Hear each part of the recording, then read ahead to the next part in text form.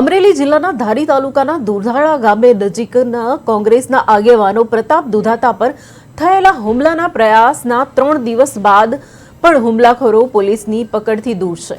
ઘટનાને 3 દિવસથી વીતી ગયા છે, છતાં હજુ સુધી કોઈ આરોપીની ધરપકડ કરવામાં આવી નથી, જેના કારણે પોલીસ તંત્રની કાર્યક્ષમતા પર સવાલ ઊભા થઈ રહ્યા છે.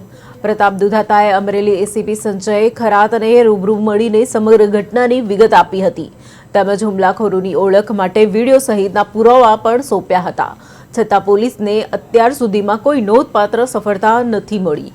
ધારી પોલીસ સ્ટેશન અજાણ્યા હુમલાખોરોએ સામે ફરિયાદ નોંધવામાં આવી હતી, પણ પોલીસની ધીમી કામગીરીને લઈને લોકોમાં અસંતોષની લાગણી છે.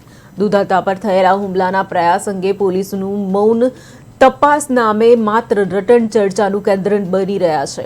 સમગ્ર ઘટનાએ અમરેલી જિલ્લામાં કાયદો અને વ્યવસ્થાની સ્થિતિ પર ગંભીર પ્રશ્નો ઊભા કર્યા છે.